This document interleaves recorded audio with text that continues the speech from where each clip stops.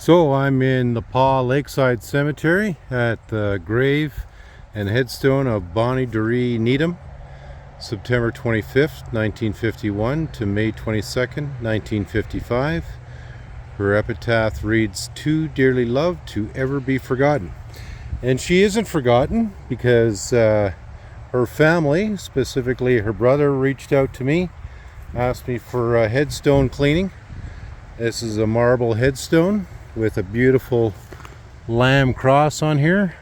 I'm just giving it a bit of a shake. Looks like the pin is still in there and the grout is still holding, so it should be a simple clean here. We're going to get on all sides. We're going to lightly brush that lamb. They're very delicate, and the family's been out here and has planted flowers on her grave already this year. So all I'm going to do is I'm going to clean that headstone on all sides, lightly brush that lamb so it looks good, and we're going to clean that foundation. And there does seem to be some damage with the concrete, but I'm going to try and give this a bit of a cleaning as well. But because it's broken and I don't do concrete repair, I'm going to try to avoid doing any more damage than necessary. So the first thing I'm going to do is I'm going to give the headstone a good rinse.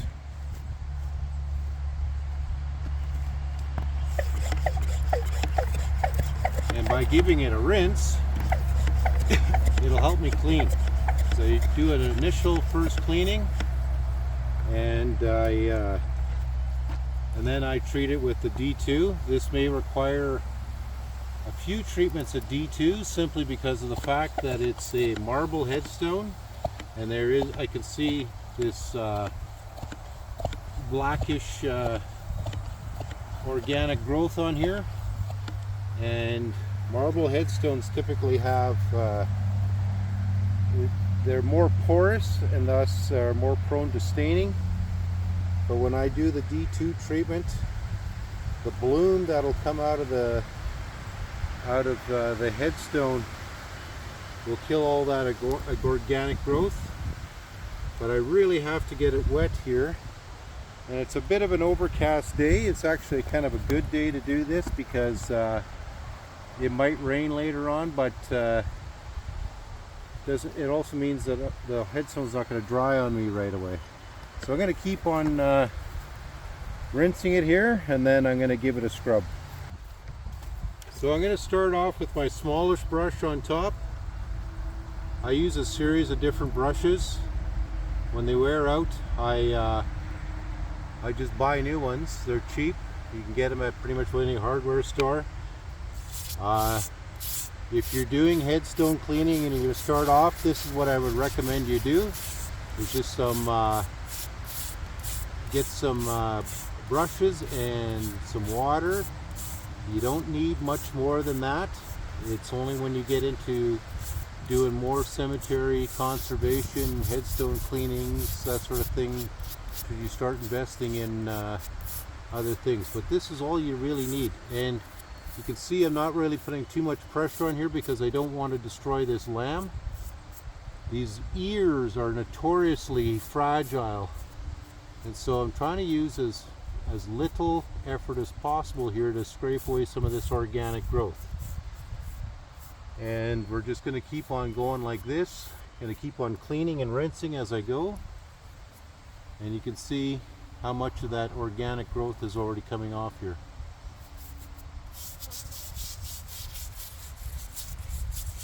So you can rinse and scrub at the same time. Helps you get rid of the gunk that's on there, and it already is coming out quite nicely. Again, you got to think of these headstones, especially the older ones, almost like a work of art. So you don't want to do any further damage than what's been done by the environment. And these little lamb headstones, again, this time period, they are kind of made out of marble and they're very fragile, so I want to be gentle with this headstone. Because wrecked this headstone, then I'm responsible for it. And brother reached out to me last year, but my season was already done for a cleaning. And because of the amount of bugs, I actually wasn't able to get out and do anything. And that's what happens when you live in northern Canada. You have no break in the summertime. It's winter goes away and then the bugs come out. So I'm going to spend some time here cleaning this, because I don't think you want to watch me clean for the next 20 minutes. And we'll go on to the next step.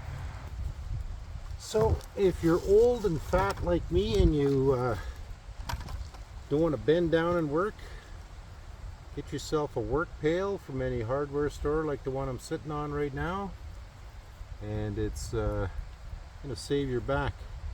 So I'm going to switch out the brushes here. This one's a little more coarse, and I'm going to try and clean out between the legs here on the lamb. And again, trying to be as gentle as possible, and try to scrub out, safely scrub out as much of the organic growth as I can. I am going to give it several treatments of D2, but we're going to work on this, the face of the headstone as well. But I do like to spend time on these little lambs, just because they are so gentle, or so delicate, I mean, and they are so prone to breakage, especially on the ears where I'm working right now. Now you can go in and do your family's headstone however you like, but I'm telling you, 20 years of doing this, you really learn patience. I've spent 4 hours, that's my record, on one headstone in one sitting. There's been other headstones where I've spent 2 days redoing it. Almost in the end, this is just toothpicks, by the way. You get these at the dollar store in big packages for $1. They're good for getting into tight areas. I've spent 2 days on headstone cleanings for some of these children headstones, and it's almost like you're working for 1/10 of minimum wage. But you know, it's you do this work because you love it. Still got to make a living, still got to make money, but the time it takes to do this, I like spending that time. Where it costs money is obviously the driving out to the cemetery, the gas, the planning, the tools or tool replacement, and of course in the end product, it's the product that you're using, the D2 biological solution. So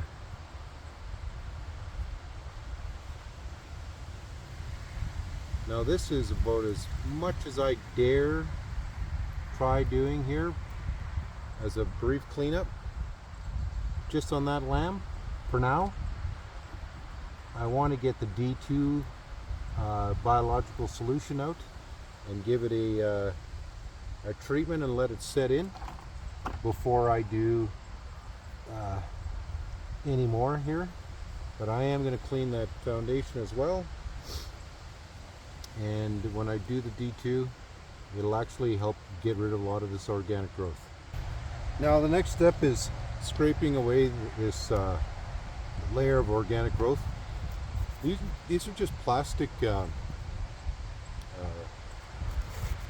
painter's putty scrapers. You buy them for, you know, $1 or $2 at most hardware stores.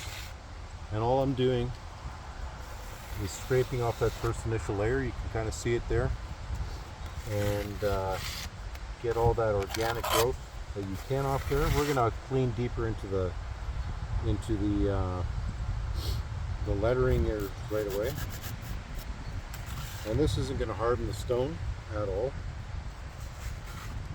And these scrapers are cheap, so you can buy a dozen at a time, find out which size works best for you or sizes. And so if you're going to like to get into this is probably the next tool you're going to want to buy after your brushes.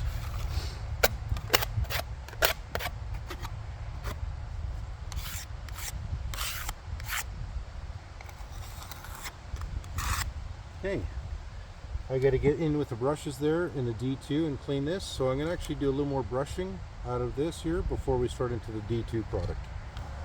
Again, back to the series of different brushes. This is probably like my favorite style here. I've got bigger ones for different jobs, but this one here is the best one I like. It's just a toilet brush, but it's got these little bristles on the side here that I really like because it's good for getting into the lettering. So we're going to give this just a quick rinse, and then we're going to just get into the scrub. Again, marble, so you're not going to scrub as hard as you would on maybe another stone. And all I'm doing here is giving it a good scrub.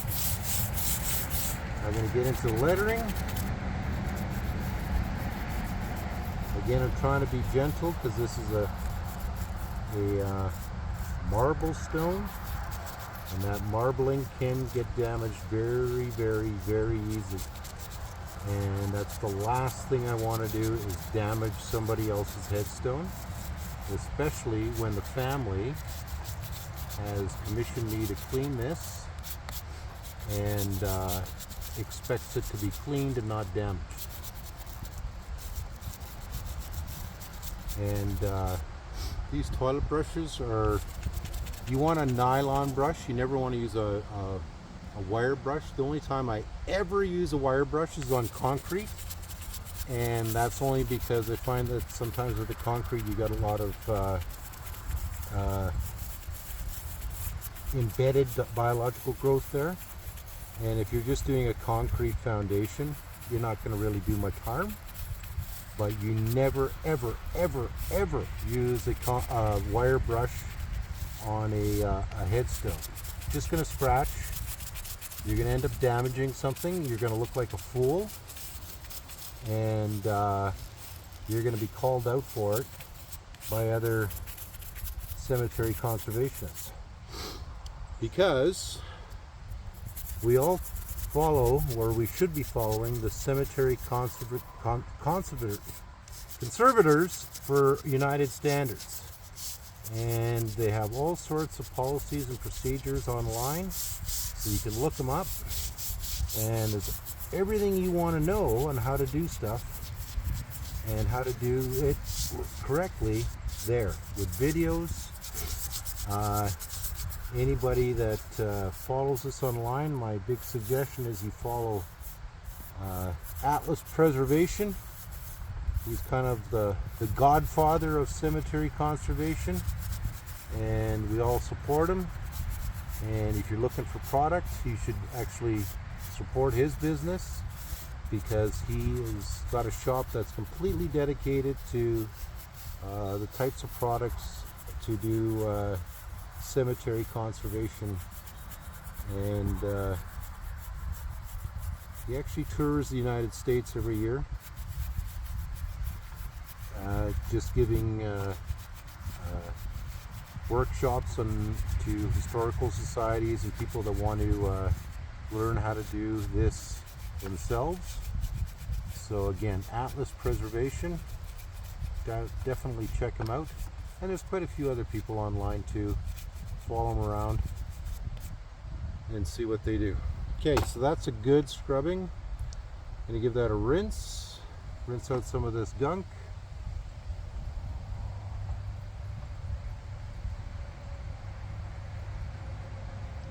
I'm going to give this another spray here.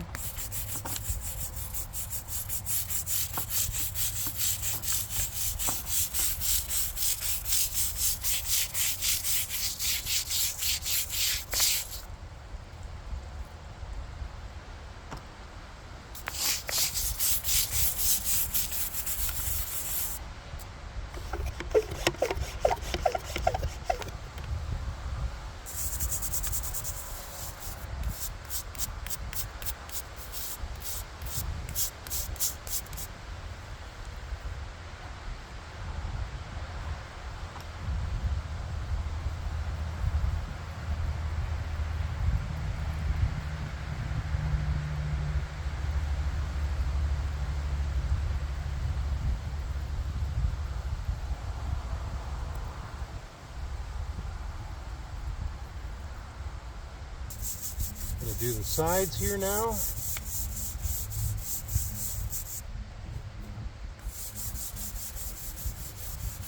Now, one of the things you should always be checking, and I did it right in the beginning of the video, is I checked the stability of the headstone. Your personal safety should always be a consideration. Never work on an unstable monument unless you got help or tools to make that monument stable. The reason being is sometimes you're just out here alone, and depending where you're at, there might not be anybody around. Sure, the cemetery might get some visitors, but you know, you get hurt, you don't have good access to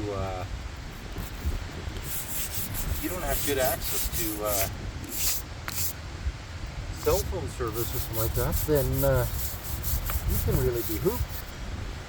So I checked this. I give it what's called the push, and it's just a light push on the headstone to ensure that it is not going to come flying off on you, and or you know, there might be indicative of some other damage at the foundation level. So I'm going to give this one last rinse, and then we're going to apply the D2, and then we're going to do our follow-up cleaning here still. See how much is coming off though from that foundation, just from regular scrubbing, even before the D2. And really, it's up to you. If you want to do all that extra scrubbing with the D2 or not, it's your money. But D2 is expensive, and I like to do this first, just to break it all up. So I already got a pre-mixed bottle here of D2. I mix my D2 50-50, means 50% D2, 50% water. Find that's a good mix for me. Other people want 100%, other people use less. But this is what I do. And then all you're gonna do here is you're gonna spray this on. And what the D2 does is it instantaneously it starts working. And you might actually even see what we call the D2 bloom working on here. And what it means by a bloom is you can see an orange bloom sometimes. Well, normally you see the orange bloom, especially on the marble headstones. And this is what we call the "oh my God, what have I done" moment for the new people, because it will turn orange on you and you start to go into panic mode. Well, don't panic. It's the D2 working, and it'll start working immediately. And I'll show you the camera here what ends up happening. And so I like to let this set in, but you can start seeing, even after all of our cleanings, what ends up happening. You can see that bloom working right now. It's turning orange. Well, we're going to pick this up here and we're going to show you closely. Okay, so you can see that orange run off there. That's the D2 reacting to the organic growth. And now we gave it several rinses and it was rinsing somewhat clean, but that's the D2. And it's even just as our walk around here, that orange bloom is actually coming out even more pronounced. Again, don't panic. That's the D2 working. We actually want that to happen. And the reason we want that to happen is we know it's going to be working as prescribed. So we typically like to have that just set in place and let it soak in a bit. I actually rinse and use a couple different D2 sprays. because I want it to rinse clean, and then I give it a last use of D2 on there. So I'm just going to let that set in for a couple minutes. I'm going to rinse it all off, probably end up doing another spray with the D2, and then go from there. So I waited a few minutes here just to let everything set in, and we're going to start just rinsing it off. And you can see how all that orange is coming off. Again, that's the D2 and the organic bloom, and that's not going to harm the stone. It's doing exactly what it's meant to do, and you can just see those streaks of yellow, and that's the D2 bloom rinsing down. Now this product is pH neutral, which means it's not going to harm the stone. All stone is porous, all stone, just depending on variations of what kind of stone you're using or what kind of stone you're working on. So this organic growth is going to get in there no matter what. I just find with the marble ones, it really deeply embeds. And you can wash top down, up down, whatever you want to do here.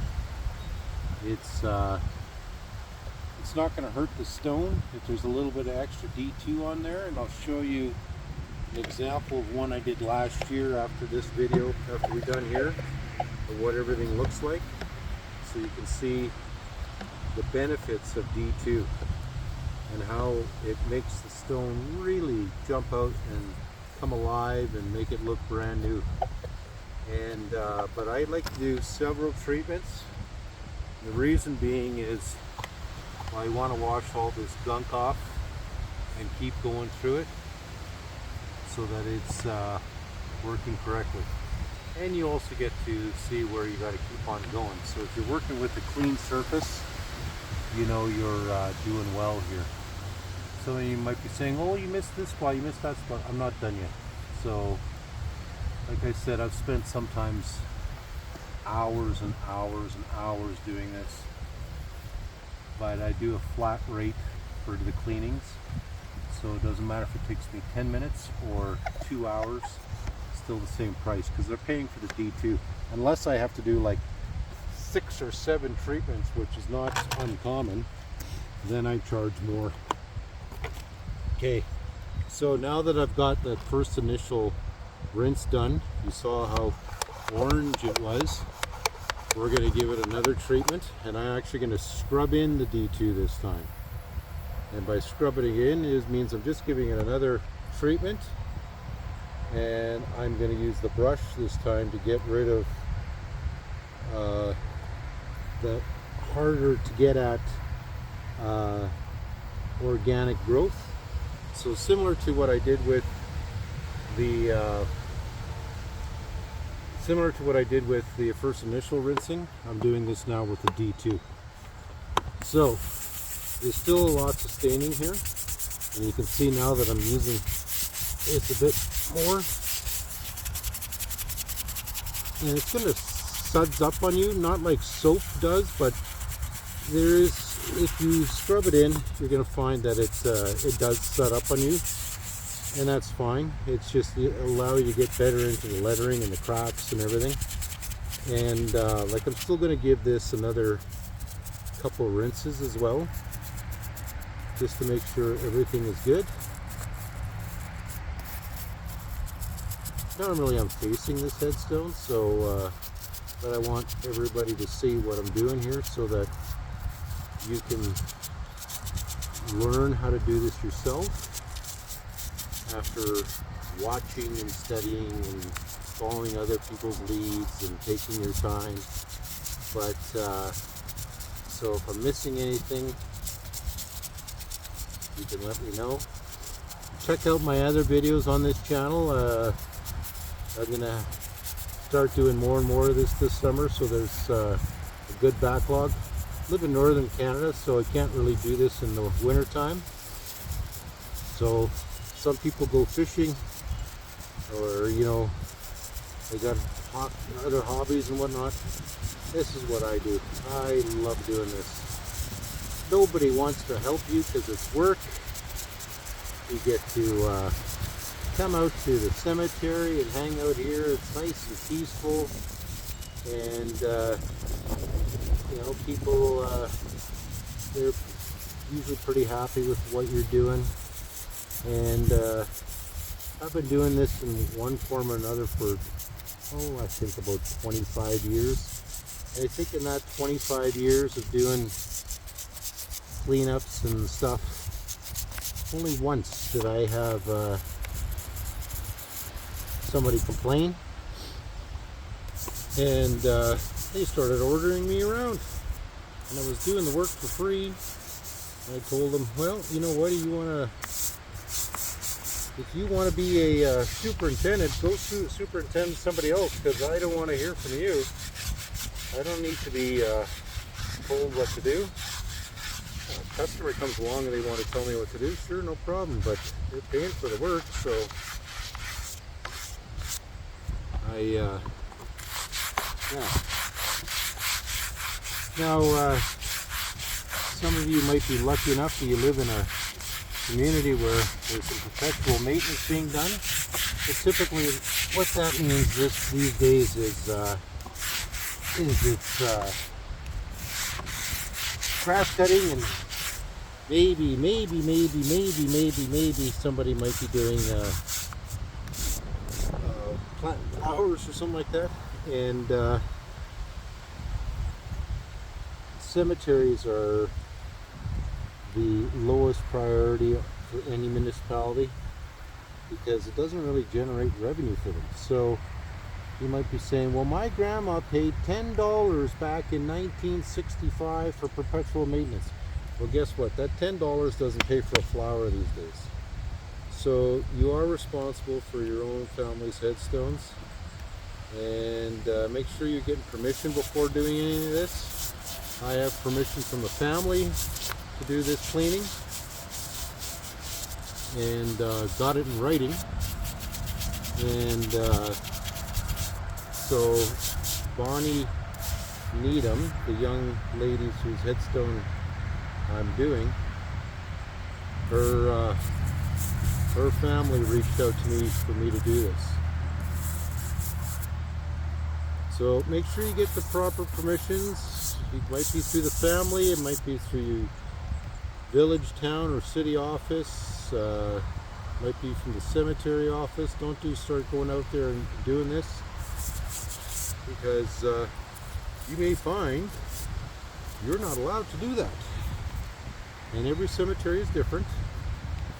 So I've been in some cemeteries where the cemetery guy is there, you know, that's his cemetery and he's going to do the work. Hey, well, I'm not going to step on anybody's toes. And this last year I was asked to cut a tree down for Veterans Affairs. I was in front of a veteran's grave. The cemetery guy said, no, we're not cutting that tree down, and that he would take care of it. Okay, I'm not going to argue with you.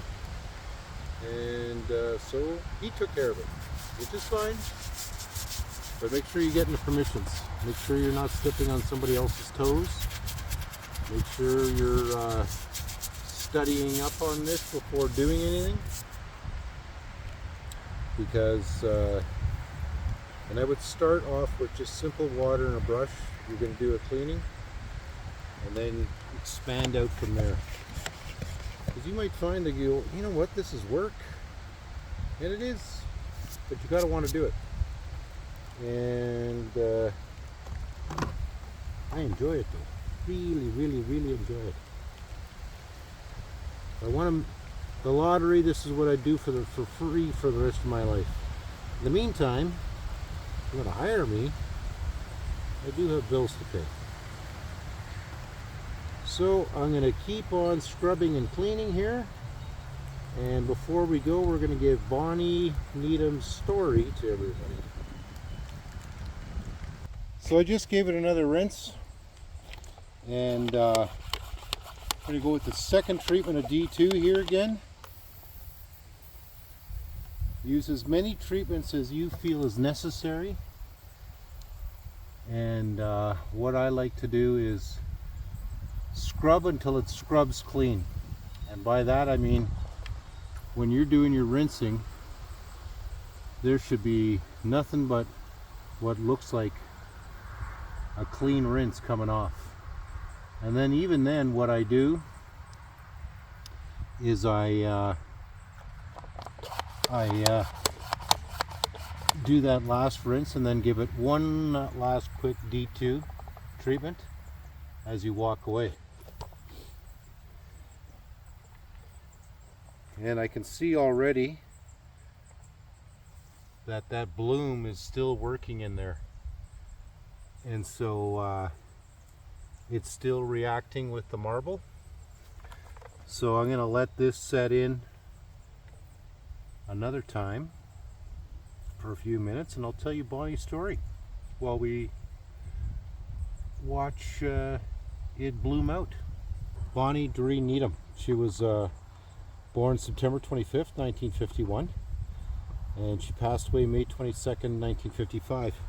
So, young girl. From what I was able to research and what the family told me was the whole family was down. We're located in the Paw, Manitoba, and the family went down to visit, I think, family down in Winnipeg, Manitoba, which is just south of here. And she was out playing with her cousins or the kids on the farm and whatnot. And there was a younger teenage boy. He decided to take 5 kids on a tractor ride, you know, as you do when you're living on the farm. And from what I understand from the obituary and the research, she may have been standing on a wooden step on the tractor, and there was young Bonnie and another child. When they made a turn with that tractor, the tractor slipped into a ditch and they got pinned underneath. The other child,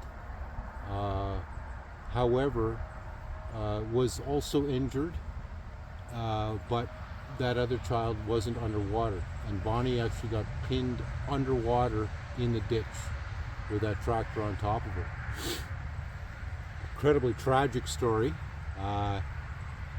It's her brother who actually contacted me to make sure that the headstone was cleaned, and it's just one of those small town stories. The tragedy. You can walk through every cemetery. Every cemetery tells a story. Every headstone tells a story.